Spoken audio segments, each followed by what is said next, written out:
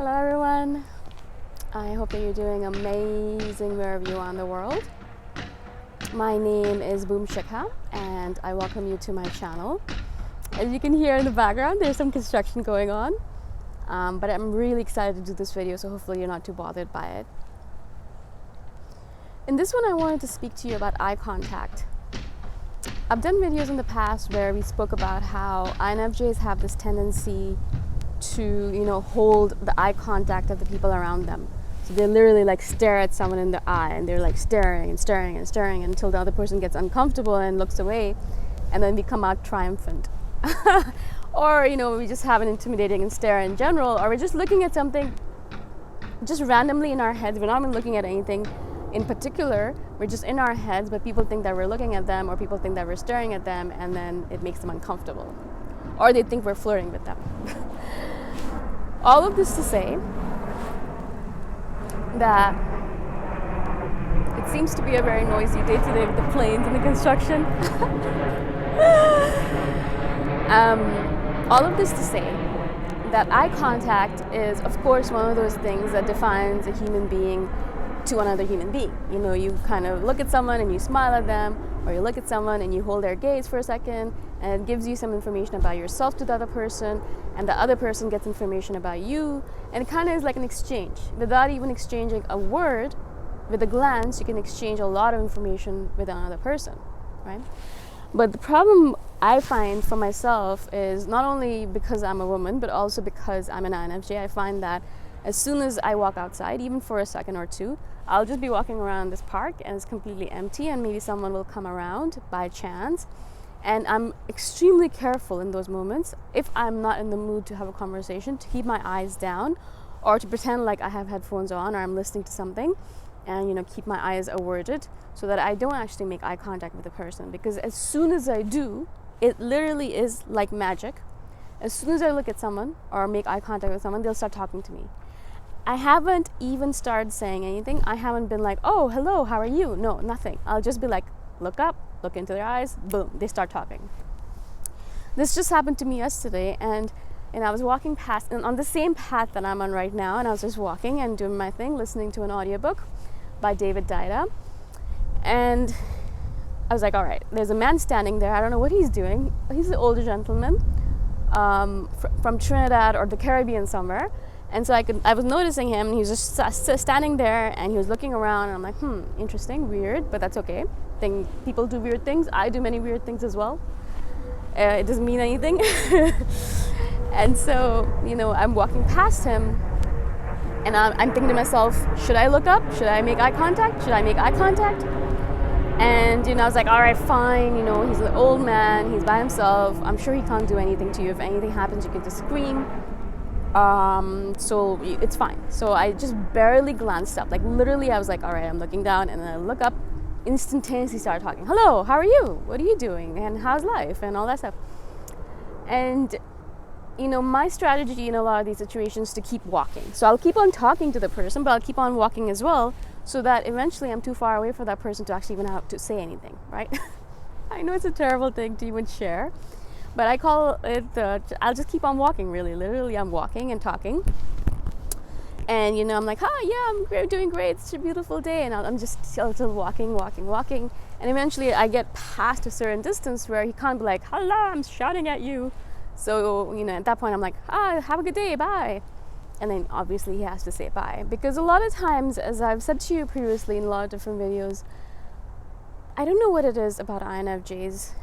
I do know what it is about the world. The world, people are lonely and lacking communication, or lacking a sense of inclusion perhaps, or lacking any kind of communication in their lives. They're just sitting all day long by themselves on their computers. A lot of them are by themselves, especially because they're older and their families are gone, or they just are alone, and they're just lonely because they're not happy enough with themselves to just be happy enough on their own, like INFJs are. And so they need something else outside of them to distract themselves from, right? Or distract themselves in general. And INFJs are a great tool for that, because we're self-sufficient enough within ourselves, and we have good energy, and we're happy enough within ourselves that we don't actually need anything or anyone, really. And so when we're walking across, perhaps they sense that energy, perhaps they want a little bit of that energy, perhaps they sense that happiness or joy that we have inside of us, perhaps they are just lonely and just looking for someone to talk to, and we look like a charming, happy-go-lucky, safe and innocent person to talk to. We are not threatening in any manner or shape, or form. Like we're just walking around looking cool and fanciful, just looking cool and just happy. And so I guess it kind of sends a signal, a mysterious signal that I don't know how it's being sent, but it is being sent out to people. And so we are sending out these mysterious signals out to the people around us. And in general, there's not even a single INFJ that tells me that. All INFJs will tell me the same thing, that they walk outside and in a few seconds or a few minutes they'll be talking to someone and they'll be spilling their life story to them when literally they're a stranger they met a second ago or a minute ago. And this is one of the reasons why I don't sit down on park benches anymore, because as soon as I do, this has happened to many times before, that I'm like, I just can't sit on a park bench by myself anymore. I have to be sitting with a friend because I'll be a good tool to distract other people, because they won't come up to two girls sitting or two people sitting together having a conversation. But if you're by yourself, as soon as I would sit down on a park bench or sit down on a bench by the water or anywhere like that, almost instantaneously, as if the gods have conjured the person up, there'll be a person sitting next to me and telling me how they're having a really hard time with their husband, or they're having a really hard time with their child or their job or something like that. And I'm just sitting there thinking, I don't know what's going on here. Why are you telling me all this stuff? Of course, I don't say that out loud, but inside I'm thinking, I don't understand. Okay, what signal am I giving out? And again, as I said, it's a mysterious signal that we're emitting somehow as INFJs that tells the world, come, tell me all your stories. Come and tell me all of your sob stories, all of your victim stories, all of your painful stories, and I will alchemize it into something good. Or I will let you spill all that stuff to me so that you can get it off your chest, because there's no one else you can speak to, and then you can go off and be happy and merry, and we will deal with the aftermath of it. But you won't care because you're happy. And as I said, that's one of the reasons why I don't sit down on park benches anymore, because I'm just like, I don't want to deal with that energy, because it's a lot of negative, dark energy coming at us, and I'm just not interested in dealing with that. I'm not interested in alchemizing it anymore. I'm not interested in just having to take a shower or deal with all of the aftermath, self-care and making sure that everything's okay after, and that I'm not feeling depressed after because of this person's energy or whatever it might be. I'm not interested in dealing with that, so I just cut it off right away. That's another reason why I stopped answering messages from people. There's lots of people who message me saying, I have a question about my husband or my wife or this or that or my life. I don't know what to do with my life. What should I do with it? And I stopped answering all those questions as well, because again, it's an energy exchange that I can't handle anymore. I don't want to. I'd rather put that energy somewhere else. And so in general, as I said, whatever that mysterious signal that we're emitting, like the bat signal perhaps, but an INFJ signal, it tells people that we are available and open to listen to their sob stories or to their melodrama or to whatever's going on with them. And, as I said, that's why a lot of us will wear headphones and sunglasses and a baseball cap, or will look down and not look up, or not make eye contact unless we are ready for it, because we know as soon as we do, it's like as if by magic, they will start talking to us as if we're old friends that have known each other for decades, and will start telling us things as if, again, we're old friends, and we're just sitting there thinking, oh my God, this is way too personal. You shouldn't be telling me this stuff. And, you just take it, because if you're an INFJ, you're like, fine, I guess I'll just listen to a little bit of it. And then half an hour later or an hour later, that person walks away having, relieved themselves, making sure that their chest is not heavy anymore. And on the other hand, you're feeling terrible about the whole situation. So again, as I said, be careful with that. If you're not ready for it, don't take it. It's not your responsibility to be the savior of this planet. I've done a video on this many times before.